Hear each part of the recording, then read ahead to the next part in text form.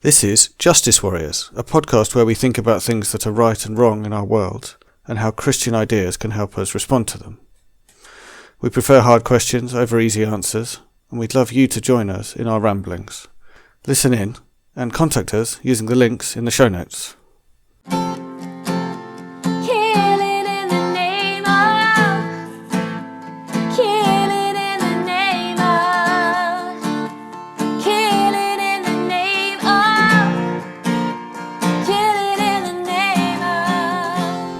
Hello and welcome to episode 2 of Justice Worriers, which is a podcast with some people on it who worry about justice, hence the pun.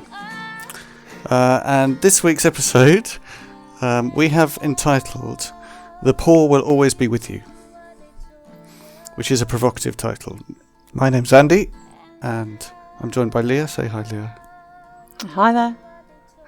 And Jörg. Say hi, Jörg. Hello.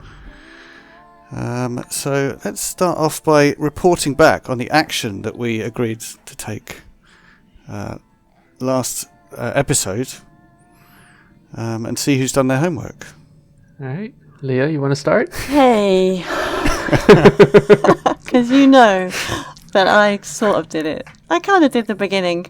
Yeah, I'm not sure I got quite far enough into the series to really get the social action bit that we were talking about. It was really interesting, but yeah. So the homework was to listen to an episode of the Bible Project podcast, which is a different podcast, where they talk about things in the Bible. And the episodes we were going to listen to were the ones about Luke.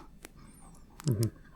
Yeah, I heard a lot about Luke and how it compared with Matthew and Mark and John, but yeah, not so much on the social action. So I might just duck out of this bit of the discussion.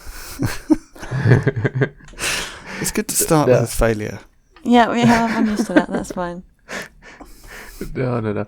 I mean, you really did have to listen to all four of them, really, when they get going, and I much enjoyed it. I mean, as a theologian, I haven't listened to much of the Bible Project before, and as a theologian, you always worry that, what is this going to be?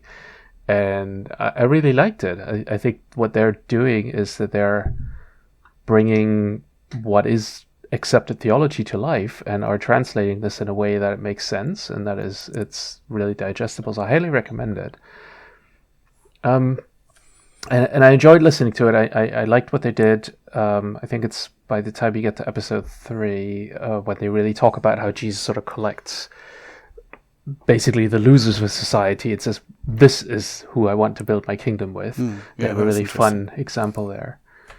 But there's one thing, I don't know, I don't want to go on and on, so feel free to interrupt me. There's one thing that struck me, though, listening even to the first episode, one aspect that they don't tend to do, and that is to talk about why, or the politics of when the Gospels were written. So they talk about how they all go together, but there's relatively little on who they were written for and why. And there's actually a lot of scholarly discussion about this. So is Matthew a guy of the establishment?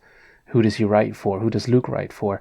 And that really made me think about the fact that it's always been a struggle from the beginning on in the church that to keep some themes alive, that some gospel verses would be traditioned in different versions as they would fit different communities.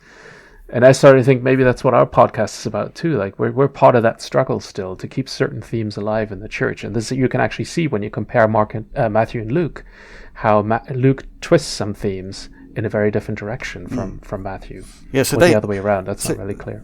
The reason why I thought maybe the Luke series would be relevant to this podcast is because they talk a lot about how Luke is going on about the injustice and the oppressed in society.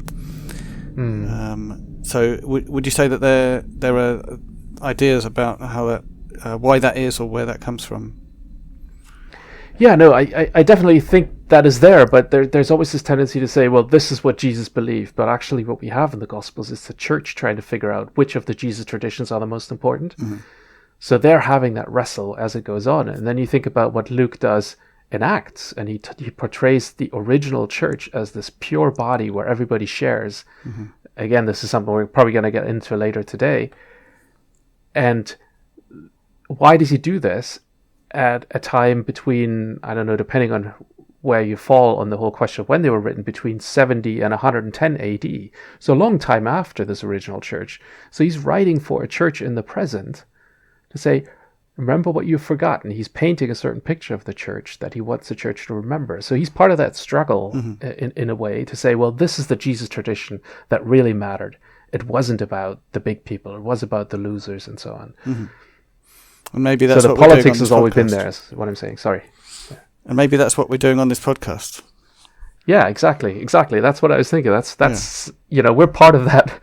We're part of that mission of, or part of that struggle that is, I think, perfectly normal in the church. There will be people who say, well, actually, it's not just social justice, because then we're just a club. And they're right in a way. And then there's people who say, well, actually, more than just your personal salvation. Jesus was always about this from the beginning. And it's living in that struggle until we see the end. Yeah, so Leah, do you think we may be here to say, don't forget what Jesus said about this? Yeah, definitely. I think the thing that I read when I read Luke is very much that social action, that call, particularly in Acts, isn't it? We always come back to that bit in Acts where the disciples are all living communally in Jerusalem, and that's the only mention we get of their kind of lifestyle, isn't it? That we hear there. It's not really talked about terribly much in Paul, because it's letters. It's not coming across in the same way. So I think we're part of that tradition, I hope. Yeah. And a stark warning too, right? When you think about, you have the idea of the church living in this community, and the next thing you get is Ananias and Sapphira betraying that very community. So, yeah. Yeah, that's a scary bit. Yeah. But it shows you that these struggles were real. I mean, the stories aren't just in there because they happened. You do select when you write down memories. Yeah. So why are they in there? Because they're relevant for the church at the time that Luke was finally written down. And why were certain gospels kept? Because they spoke to the church. You could go on, because the Bible actually then gets put together in 200 years later still. So which of the gospels actually get kept? Again, this speaks to some people were saying we need to keep Luke in here, not just because he's the only one who tells the story of the church, but also his gospel needs to stay in here because of what it emphasizes. It stands for something. Yeah, I found the discussion of the fact that 4 accounts were chosen rather than 1 interesting in itself, actually. Yeah, that's right. And those accounts would have stood for regions. They were circulated in certain regions. They had more popularity in certain areas. So, behind each of these accounts stands a bishop. Right. And that So bit I did listen to, actually. I enjoyed that idea. I hadn't really thought about it before, that there was a definite choice made to put in 4 accounts of the life of Jesus. And and they clearly contradict each other in various places, and they have provided wrestling kind of material for Christians for generations after. It would have been so much easier just to leave the one gospel, and I really like that honesty that was there, that said, well, okay, here are these 4 different accounts, and they do show these different sides, but they also have things about them that make them hard to fit together. But yet they weren't just kind of, oh, which one should we pick and leave out the other 3. I'd never thought of it in that way before. Do you think it's widely accepted that they clearly contradict each other in places? My upbringing wouldn't suggest that. I remember being outraged when my RE teacher suggested that these different accounts were contradictory, because it was something I'd been in church up to secondary school kind of age, and never noticed myself or had pointed out to me. So no, perhaps it's not widely thought about. Can we leave room for the people who want to find ways to knit them together? Absolutely. I think contradictory is a strong word that is only applicable if you have the wrong idea of what the Gospels are trying to do. And I think this is where the podcast was very helpful, in that it kind of dispels the idea that historical writings are like video recordings. They're not. They're stories being told about a past for a purpose, with a purpose. So once you start to think about the Bible like that, it actually helps you to dig deeper.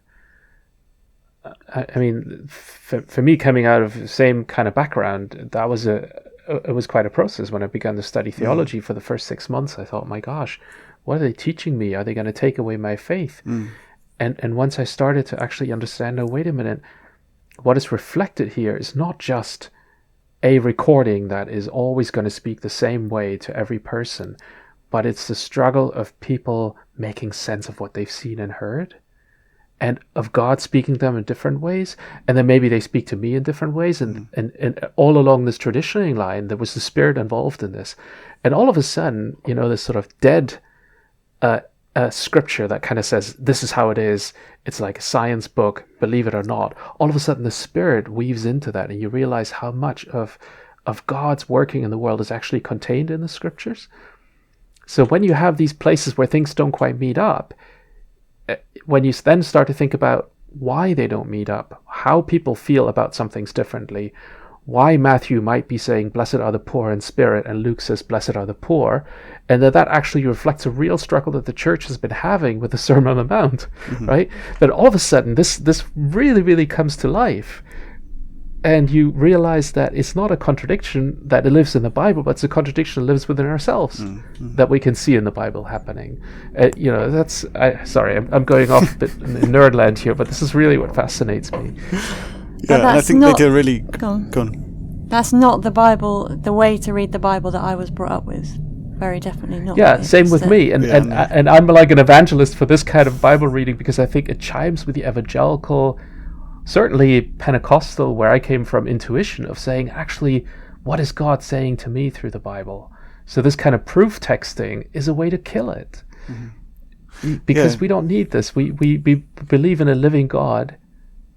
Anyway, I mean, even the Bible says that the Word of God is not a text. The Word of God is Jesus. It's a living thing, right? So it's that spirited text that we have in front of us. So maybe that's a different kind of podcast. But for more on this, try the Bible Project podcast. And they talk about variations between the way different stories are told and why they might be there, and how they're deliberate and not mistakes, kind of thing.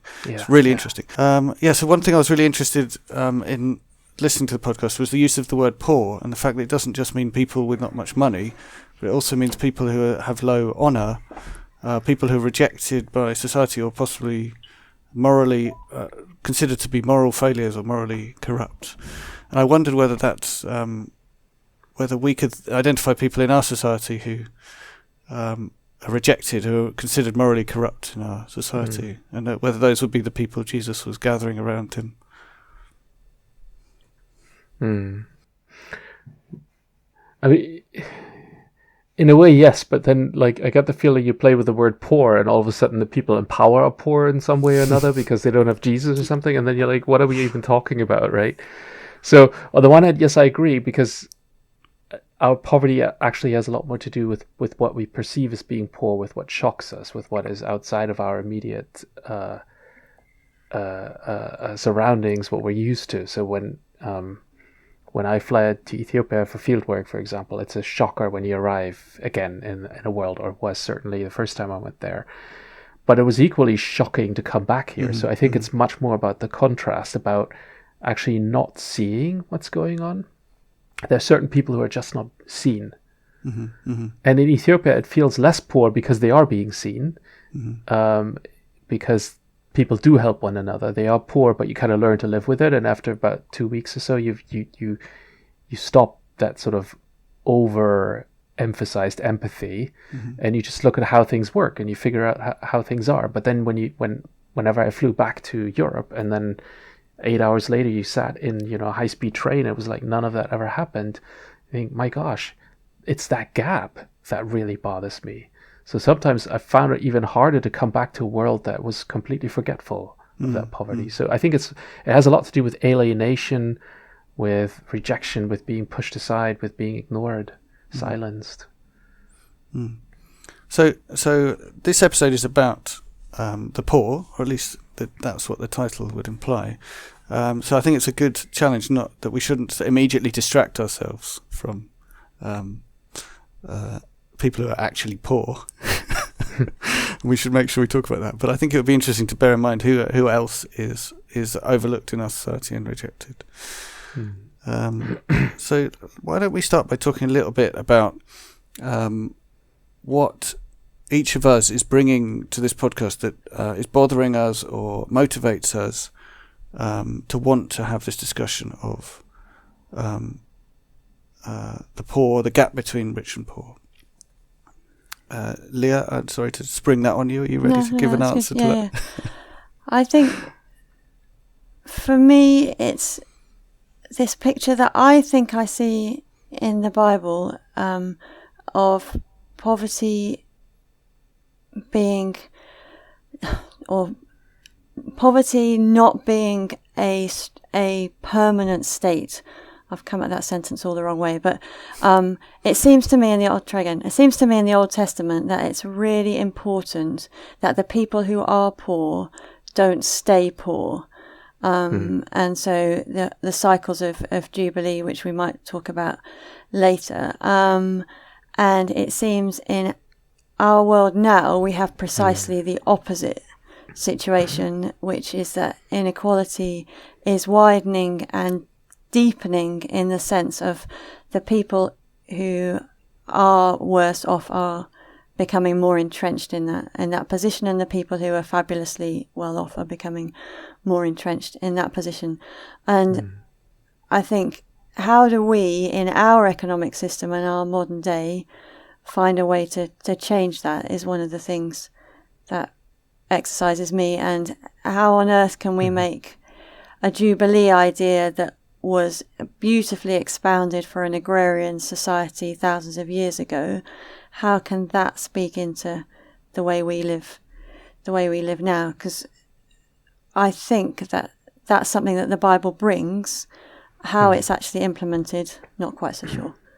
So what's a Jubilee idea? So in the Bible there are cycles of 7 years and then 7 times 7. So Jörg will put me right here, but I think it's mainly set out in Leviticus. That after and Deuteronomy, that after 7 years, there will be a forgiving of debts and a reinstating of the people who fallen on hard times across that 7 years. And then after 7 lots of 7 years, there will be a wholesale redistribution of the land. So even putting the land back to the original ownership areas, and all debts will be forgiven after 50 years, and that's the Jubilee. Those that die by wearing the badge, they're the chosen whites. Those who died are justified for wearing the badge, they're the chosen whites. The justified, those that died, they're the chosen whites. So how can we interpret that or live that out? Well, let me take what Leah was saying. I think is totally important, because what the Bible does with poverty is it turns it into a systemic problem and turns it back on us. It doesn't say just help that one poor, but actually the fact that you have poor among us says something very bad about you. So you have this idea of the Jubilee, so you need to fix your society so that redistribution can happen. Compare that with the conversation we have around inheritance tax, right? My wealth is mine, it's not yours, it's not shared, we're not in this together. If I excel, it's at, it can be at your detriment, it has nothing to do with you. You've stolen my one idea. No. The only thing, you actually presented the idea already. The only thing I could think of easily that kind of brought this into the modern day was inheritance tax. Go for it.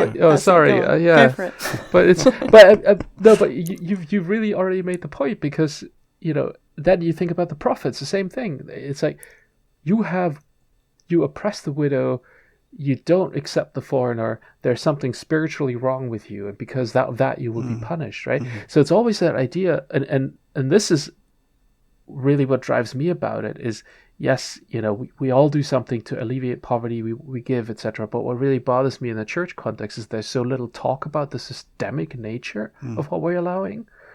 And it's almost as if that is unchristian, because it's been identified with certain political ideas to talk about systems. And this is really what drives me, as whenever I see the global inequality through fieldwork or whatever, that or even from my own life experience of having grown up in Eastern Germany and having seen a slightly different life, not nearly as poor what you can see in parts of Africa, but that there's so little talk about it. It's like it doesn't happen. We accept it. We just say, well, oh well, it's always going to be like this. And here I think the Bible doesn't agree. So you would say that even if we might struggle to find lots of ways in which those laws and ways of doing things are directly applicable, the actual principle that's in there that forces you to look at the system is actually really useful to us. Absolutely, because there's very little evidence that and sorry to say this, but that the whole Jubilee process ever really took place. Yeah, no, I'd heard that. Like we have no recording of that ever happening, but it was possibly celebrated communally, etc. I think there's actually a Bible Project podcast, if I remember this right, about that as well. But it was given to Israel as a norm, as something you need to struggle with the question of redistribution. And you need to struggle, and the prophets would almost like Greta at the UN this week. They would just yell, and you would say, "Well, this is unfair. This is not really all this is about. I did help a widow, and yet the call is right because the poverty is still there. So that pain that should inflict on all of us every time we see a homeless, that we cannot bring this pain to the church and say what's going on, or we can, but like where is the forum where we can discuss this? This is what I think should drive us into. So I think what motivates me in this discussion is, a sense of shame, personal shame, when I, in the brief moments where I'm aware of really how poor a lot of people are around the world, and also a sense of shame when I see people homeless in my town or in a place where I work, and how I see how there are more people homeless now than there were a few years ago. I think that's at the core of why I want to do this podcast, that I just feel bad and feel like we should do something, and it's difficult to know what. And I think it's really interesting that you said that we kind of think it's unchristian to talk about systems. I actually think as a country, it's a bit shameful to talk about what our country and what global organisations are doing. There are systems in place, for example, that take food to places that are suffering famine. And 40 years ago, there were none or much fewer of that type of system. But we don't really even talk about that. And we certainly don't think of it as this great thing, which it really is. I made up one other bit. Sorry, I made up a bit of the Bible that I've never found, but I could have sworn for years was there, and I've never found it. I think I must have made it up, but I swear I read somewhere in the Bible that it brings shame on a village if someone sleeps in the town square, because someone ought to have taken them into their home. Yeah, it's Hezekiah 4. Okay, I didn't make it up. No, Hezekiah that makes me feel book good. You use for all the made-up quotes. There is no book of Hezekiah. Oh, I did make it up. Oh, I fell straight into your trap. So whether that's in the Bible or not, I feel very strongly that it brings shame on us that someone is sleeping on the streets of our town. Yeah, and I think that brings us to the bit of the Bible that is actually in there that we were going to read tonight. We were going to look at 2 Corinthians 8:13. Was that right? Yeah, we have a number of Bible passages to see how far we get, right? Okay. Would this be a good point to bring that one in? Yeah, sure. So, actually, would someone else read it? Because I think I've got a bit of an old translation. If that someone else has got that one to hand. Yeah. Just opening it.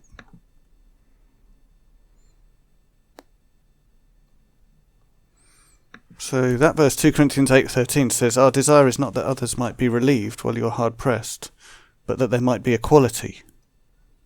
Yeah. Yeah, and then verse 14 as well, that kind of carries on a bit. Yeah, can you go 14 as well? I have to click another button, hold on.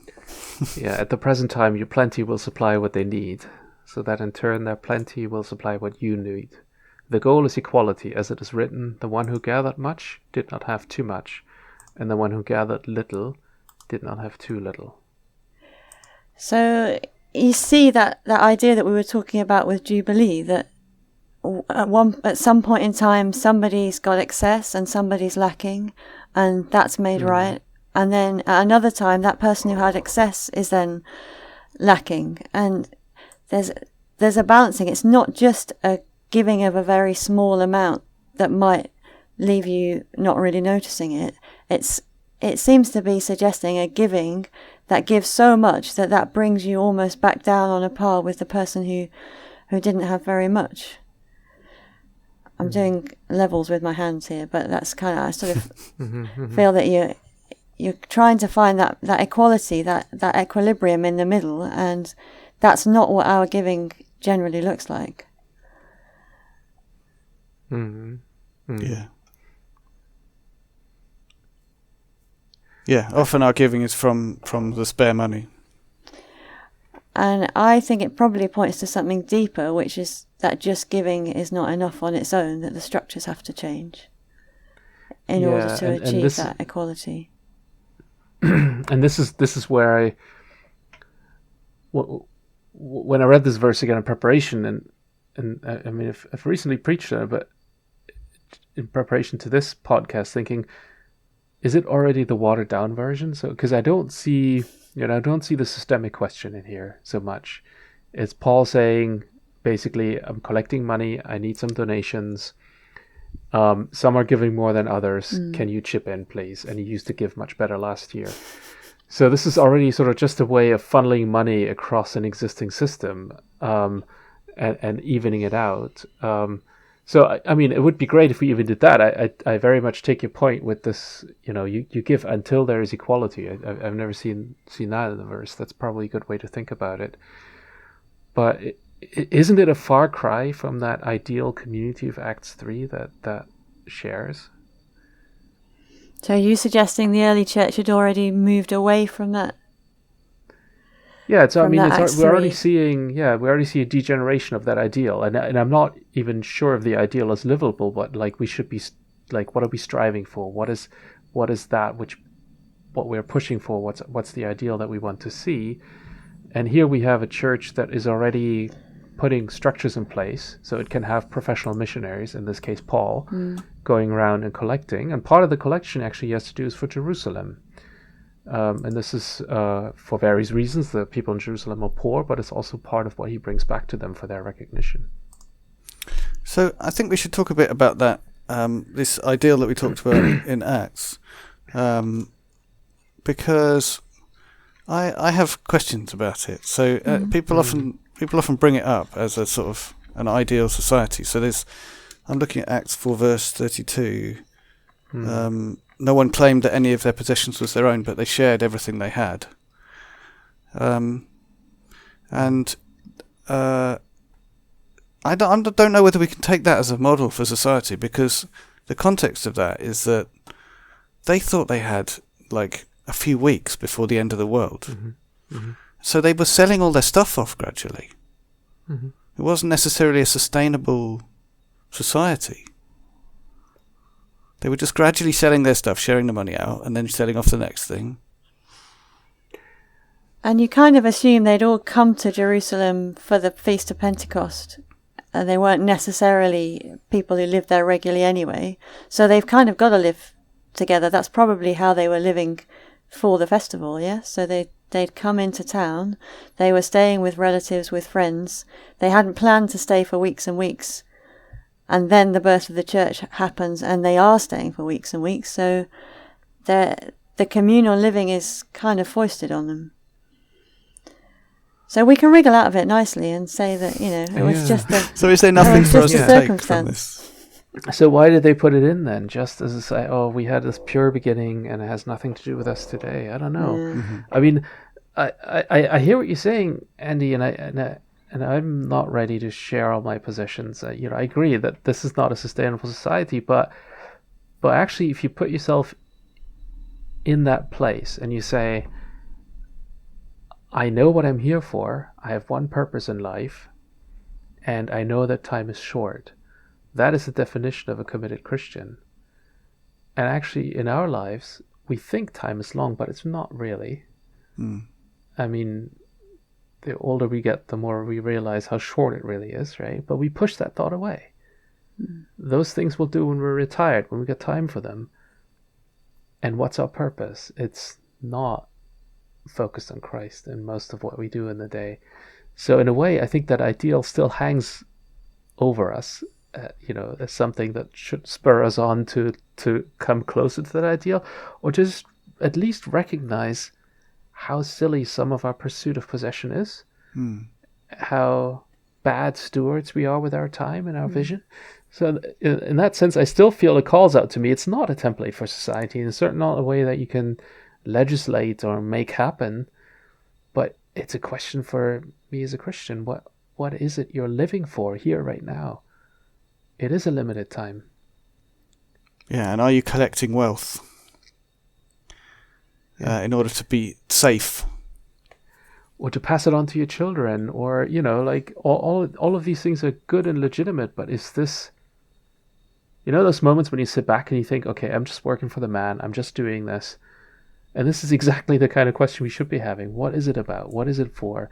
How far away are we from that ideal of a Christ follower that is focused on a coming kingdom? Yeah, you're right. You can't, nice as it would be to write it off as a time and a place thing, you can't, because it fits so well with the message of Jesus. Jesus and the rich young ruler, and go sell all you have, give it to the poor, and follow me. And it's the lifestyle that Jesus's followers lived when he was there on earth as well. So we still have to let it needless. And for me, I know there's definitely more I can do, but one thing I try and let it make me think is that these things aren't mine, even if they might be in my house and I might have paid for them. They're not necessarily mine, and I should always be open for sharing things and offering things up and giving things away and using the possessions that we do have as well as we possibly can. And now you do what they tell you. And now you do what they told you.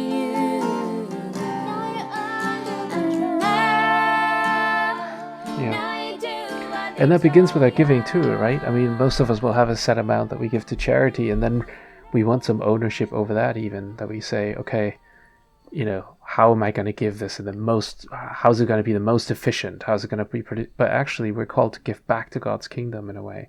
That doesn't mean to be irresponsible with that giving, but not to want to attach purse strings to it. Yeah. Not to make it part of our power structure. Yeah, exactly, yeah. So we've entitled this episode, "The Poor Will Always Be With You," which is something that Jesus said in Matthew 26, verse 11.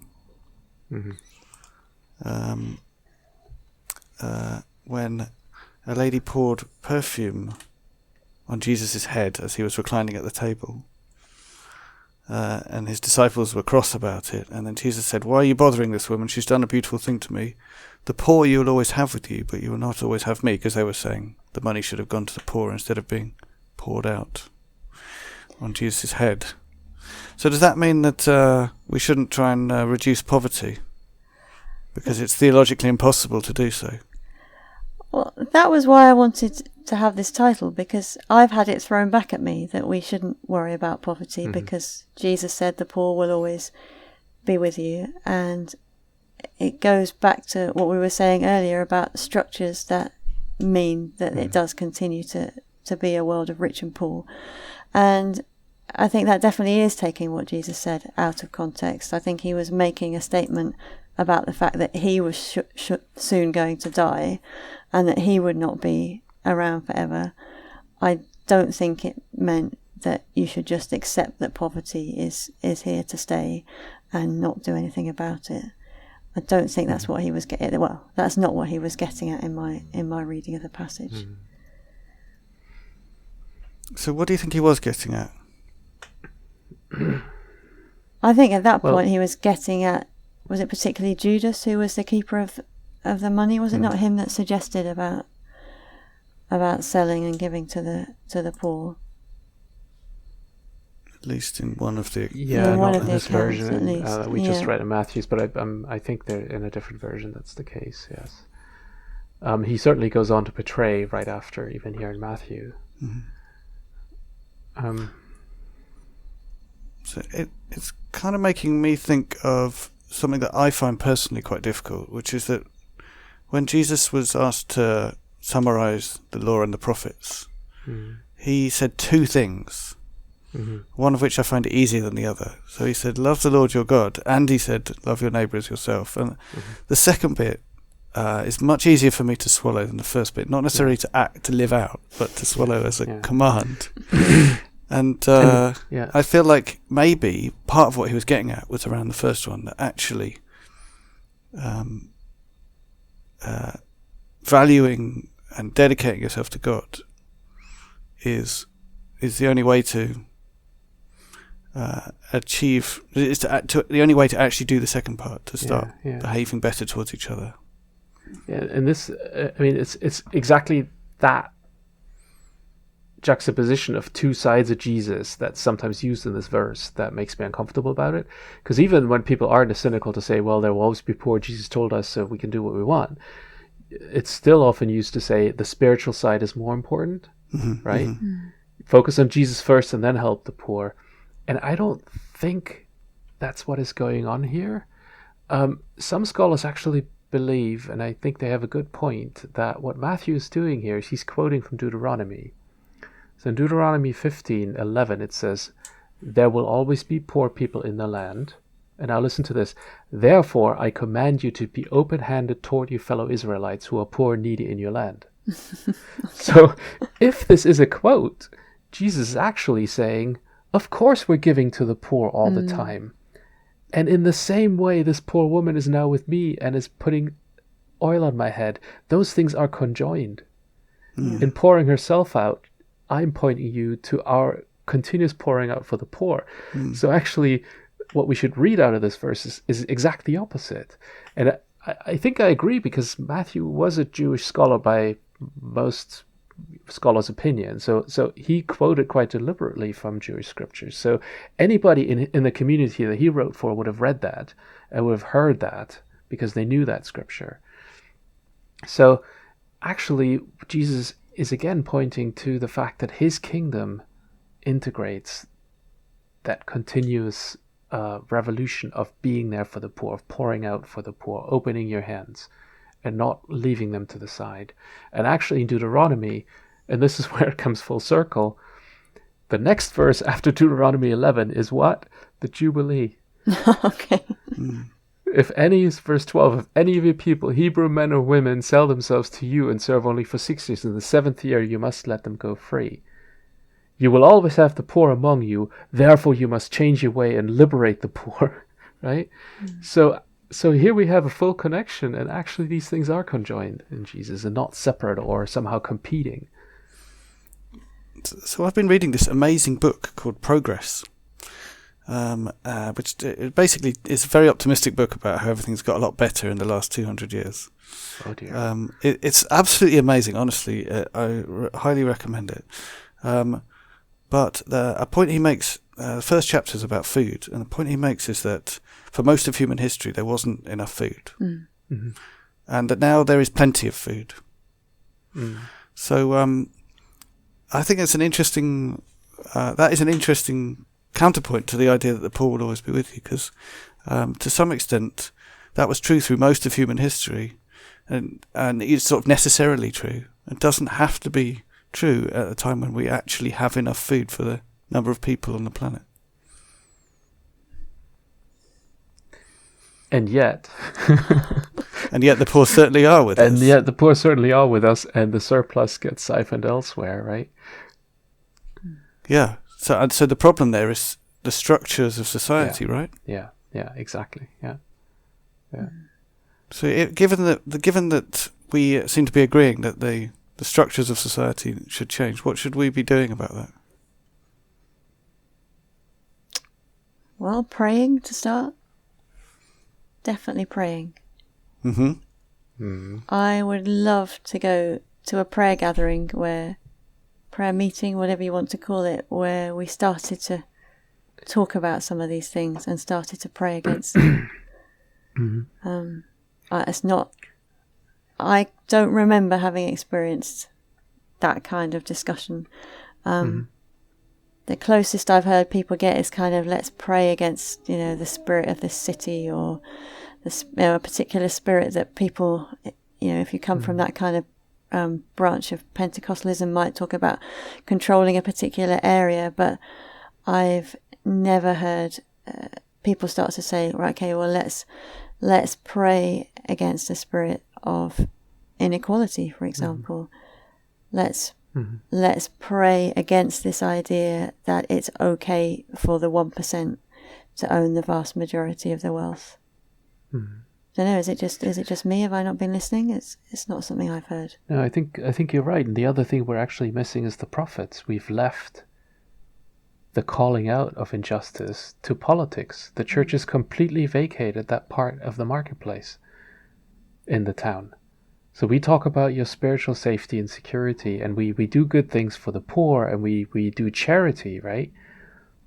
But calling out the structures from a pulpit is considered political, and this is not what the prophets did. They called out kings, right? We let 16-year-olds call out on climate change. We let Labour or UKIP or whatever party talks about their needs not being met. We let them do that. So that's the other thing I would say. Definitely praying, but what is the spirit by which we're praying, right? Is it just to sort of sit there and pray for it to go away, or is there a way for us to amplify that concern in the community about inequality, transcending the politics of the day through that by actually just shining the spotlight on where these needs are? And especially now that we have all these news stories just painting over all of the inequalities that are there and getting worse. I think it's definitely not an either or, is it? No. One thing I was struck reading the story of Jonah a good time ago, how that turnaround that happened in Nineveh, it took a prophet and a king. It needed Jonah to finally get his act together and go and speak to the people of Nineveh, and it needed the king he actually then commanded everybody to repent. It needed the king to listen, and I've prayed that for quite a long time now, that God would raise up prophets and raise up kings. So the prayer and the prophets and the kings and the rulers, all those things chiming together. Yeah. And I think it's like, for example, when you pray in church, Andy, you often do that, and we've mentioned this before, and our vicar really likes you for it. But sometimes it's that one place of the service where this happens. What if it was more centered around what we do in church, right? What if that concern, not just in the rituals themselves, but also when we have coffee, when we talk to one another. There's really needy people in the church. And we help one another as much as is possible, but does it really live in our hearts? Does it really bother us? So that's interesting, because I was about to say, what would it actually look like for as a church, either a local church or a global church, to be doing more prophecy? So you mentioned that this could be part of our like a Sunday service, or part of our socializing together. Does it also make sense for us to be speaking to our whole society, not just to with our church, within our church? And what would that look like if we did it? Well, you'd bring society in, wouldn't you?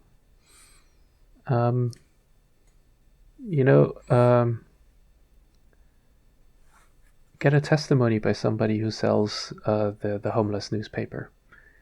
Let them tell their story in church. Bring bring a petition to church. It doesn't have to dictate. It shouldn't follow any party politics. I totally agree with that. But how, like, to think creatively, how can you actually make that visible within what we do? Sometimes we do it. We do mention, crises, etc. But is it central, or is it illustrative to a message to say in the end, well, the world is bad and Jesus will fix it? Or is it something that lives in our hearts, where we feel, as a church in Egham, we should be the place where you can go? And we have great things going on, like CAP or BISM, where people do go.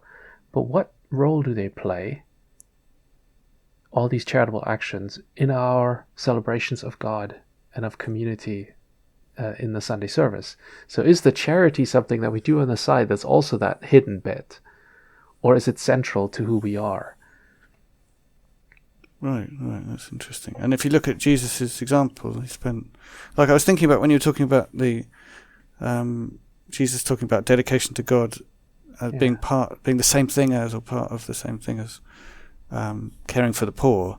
If you look at the example of his life, he did a lot of dedicating time to God, and he also did a lot of kind of challenging injustice and pointing out inequality, and they were sort of indivisible things. Yeah. And it's not like he went around scattering solutions, right? It's not like he said, well, let's go over here and do that and that and that. No, he pointed to the injustices as a way of giving people a voice who are not being heard. And sometimes this was the tax collector, coming back to what you said in the beginning, right? Who's the poor among you? There's this outcast rich tax collector, and Jesus points at him and says, today I'm going to have my feast with you. So it's about what we choose to make really visible, what we foreground and what we don't foreground. I was just thinking, in Germany, churches have a sort of unwritten agreement with the state that they cannot be raided by the police. So in the refugee crisis, when people get rejected quite routinely by the authorities to go back to, let's say, Romania or wherever, where they have been abused, because that was the first country they arrived in, they would sometimes come to churches, and the church can give them asylum. So basically, the way it works, the refugees just live in the church. As long as they don't leave the premises of the church, they cannot be arrested. The state respects the church for that. So what happened in the church we used to be part of in Heidelberg, they had 2 Eritrean refugees there, right? That's all the church did. So people cared for them. They lived there. They helped with coffee. But every Sunday when you came to church, you had a couple of Eritreans there. Wow. The issue was right in the center of the church. You had to deal with it. You couldn't evade it. It's not something that just happened on Wednesday or in some sort of counseling or in a shed. It was right in the church. So, can we bring BISM action into the church? The thing that I try to do with mission partners is the same kind of idea. Like, let's bring this in and make it visible. Let's not. So we keep thinking about these issues. Leah, I wonder whether your point about praying also actually does the same thing. If we're praying explicitly on these things, apart from the fact that it's likely to mean that we then start doing other things, it also brings it to the centre.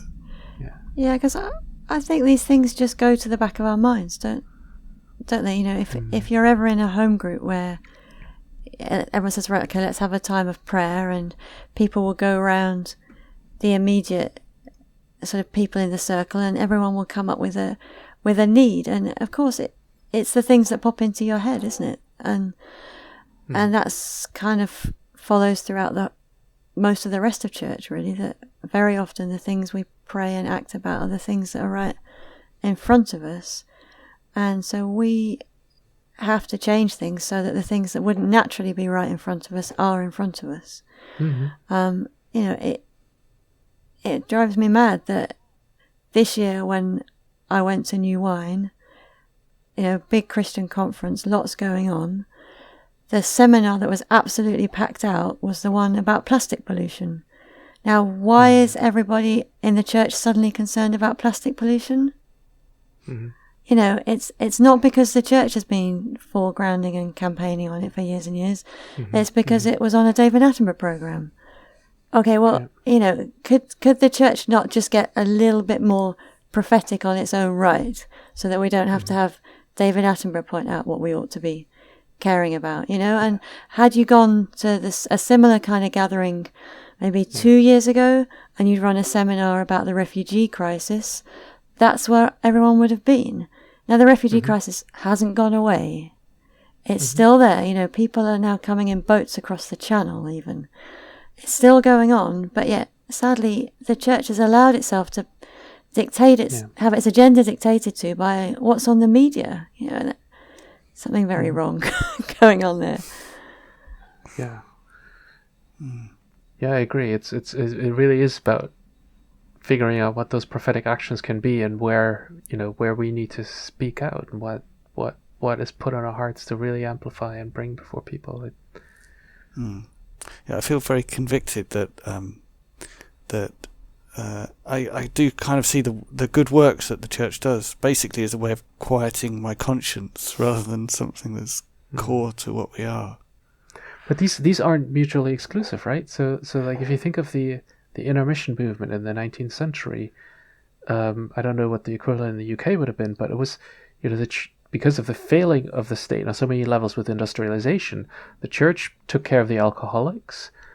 The whole charity, around elderly and poor, like the whole diaconia comes from that time, right? So but they were also political campaigners in the same way.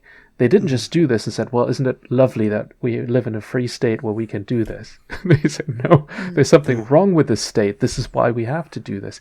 So in a way, then the church started delegating all of these responsibilities to the state. And I think that's okay to do if we have institutions like the NHS that can take care of it. But there are clear failings of institutions like the NHS today. Yeah. And we don't have that. We don't have it spoken about. It happens in the news media. You do tend to speak out about things if you're stuck into them, or at least that's the natural tendency. So yeah, it does seem like they go hand in hand. Yeah. But maybe we've been suppressing the part that wants to cry out about things. And some of us are more articulate than others, and then the question is who gets to speak. So I thought that we're getting towards the end, I think, probably of the amount of time we should spend waffling on randomly about this. But through a number of things you've said, an example has come to my mind that I think is quite a good example. It might be an encouraging thing to talk about at the end, which is the campaign around the millennium, which was actually called Jubilee 2000. So the idea of Jubilee coming up again, to cancel debts debts of poor countries, which involved a lot of Christians, and was the church trying to change a structural issue by speaking out on a specific topic. So that was a good thing, right? It certainly was, yeah. And it was, I think, a watershed of evangelicalism turning toward development again, which they hadn't done for quite some time. And then from then on, you had the Micah campaign and supporting the Millennium Development Goals. Yeah, so there's a lot of good stuff going on. I would certainly second that. What my cry is in this thinking about global poverty is that the local churches are often not very attuned. We live in our set of problems. We feel pressed, and we're not really nearly as pressed as our brothers and sisters 3,000 kilometers south of here. And I think, great as that was, it was still seen as something that some people got involved in, and that was kind of their thing, that they campaigned about Jubilee 2000. But, I'll carry on doing my thing, which is helping out down at the day centre. Yeah. And there's one Sunday a year when you do it, right? Yeah. Yeah. And I think the big thing that's still not grasped in the local church is that something that's run as a theme through the whole of this conversation is that it's all part of the same piece. Yeah. And it's central to Jesus' message. Yeah. And that it's you will always have the poor among you, therefore keep on talking about the poor and think about Jubilee. Yeah. Yeah. I interpret that to mean, think about and speak about the structures, the power structure in society, and the specific changes we need to make in society. Yeah. Which is brave in a community where people probably disagree a lot about that. Possibly, but we talked about at the beginning, this has always been part of the struggle of the church, so we do something, and hopefully some ideas will actually come out of this podcast to try more of that. And I think the disagreement is good, I mean, none of us would purport to have the answers to those big structural problems. No. The left wouldn't say that they have or shouldn't say that it has all the answers, and the right shouldn't say that or the centre. No, there's a discussion there, and sadly, maybe in a very churchy, Church of England particularly kind of way, we don't want to upset each other. So, we've got enough tea rotors to fall out over without falling out over this stuff. So let's not. But you guys, let's not bring it up, because you actually keep the thing together. I'm still a fan of the Church of England because instead of being schismatic and everybody going off in their own direction, you kind of make sure you keep on irritating one another and you don't take the opportunity away from one another. I'm still a fan of that. So that's a value we can stand for. Keep on irritating each other. Seriously, it is one of the really amazing things about the Church of England that I think I certainly don't see in the church landscape in Germany happening, and certainly not in America either. Yeah, but now we do that by just not talking about this stuff. We kind of. That's the risk. That's the risk. Yeah, and that's the risk. That's the risk. Yes. Yeah, or at least we're not talking about it on the local level. If you come to the bishopry or whatever, exactly. These fights are being had. But I'm sure, I don't know for sure, but I'm sure they're being had, because when it comes to who gets what place or whatever. But at the local level, we should also have that same kind of patience with one another, but also trust that we can talk. Yeah, and courage. Yeah, and courage. Cool. So, listener, if you're listening to us and we've completely missed the point, and you've got specific suggestions maybe about things we should be speaking out about or ways we should be speaking out, we'd really love to hear from you. We'd love to start a conversation with you. So do get in touch using the details at the end of the program. Is that a reasonable place for us to move on to our next time's practical action? Yeah, I think so. Cool. I feel it's so timid what you said though. Like our conversation went so different. Now looking at this practical action that we talked about before, seems like okay. Now back to the realistically accomplishable, easy thing to do. Well, maybe we've made a mistake by saying that the practical actions have to be done by us, because then we're not ambitious enough. Maybe we should just impose them on the listener. I feel encouraged that you feel that our conversation was radical. I'm slightly worried our conversation was a bit timid. Oh. Well, if we did half of what we just discussed in church, we would soon find out how radical it is, I'm sure. Okay. So let's just bite the bullet, and I'll tell you what the practical action is, and we can try and do better ones next time. So the practical action that we agreed that we'll actually do is to go to a website, and the one that we'll recommend is called How Rich Am I? And there are several others where you can put in your income, and in some of them you put in a little bit more about your circumstances or where you live. And it will tell you how rich you are compared with the majority of the world's population. And I guess a part of that practical action has got to be not just doing that, but also having a proper think about it. A proper think. Not just a think.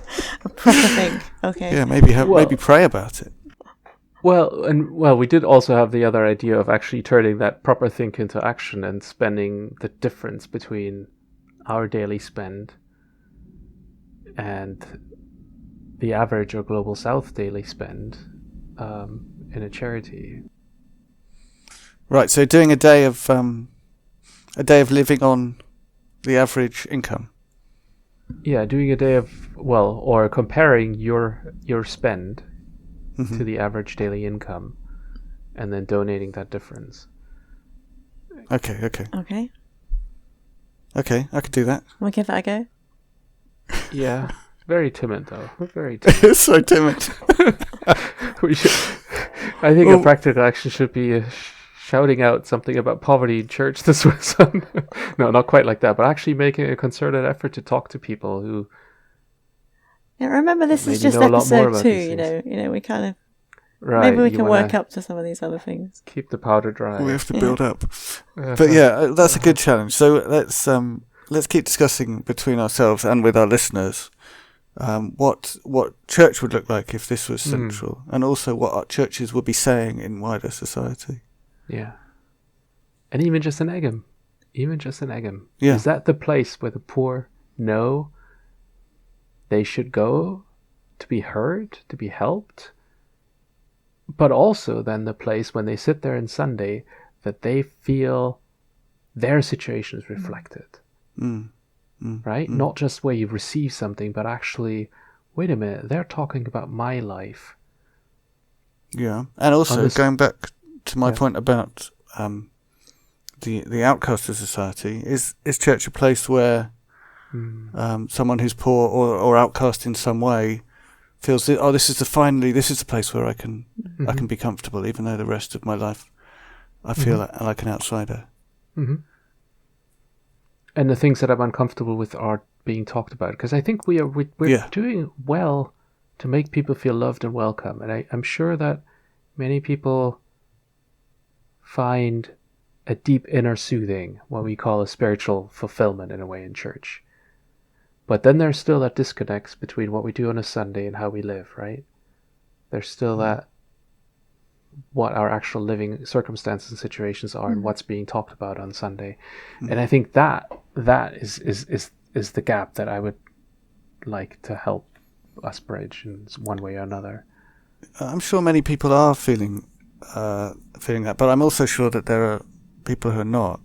But I wonder whether part of what you said might be help with that, which is if we start talking about these things, I think then it will naturally be a more comfortable place for someone who's living with these things.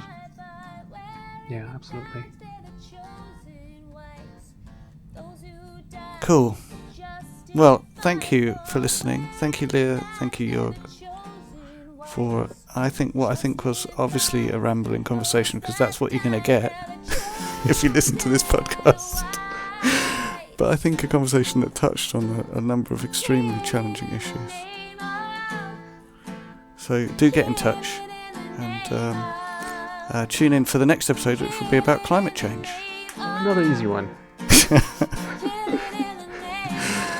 So thanks a lot. See you next time.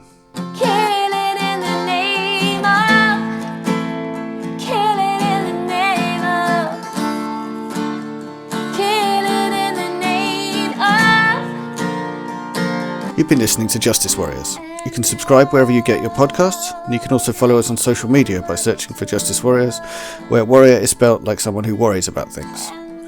If you enjoyed this episode, please subscribe and leave us a rating, since that helps other people find us. Also, please tell your friends about us in real life. We'd love to hear from you. To get in touch, use the email address in the show notes or contact us via the social media links. Thanks for listening.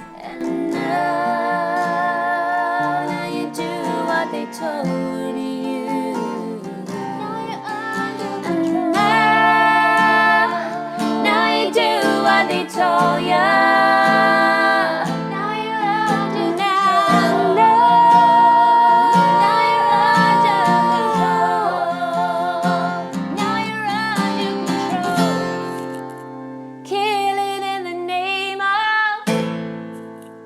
Killing in the name of. Killing in the name of. You kill.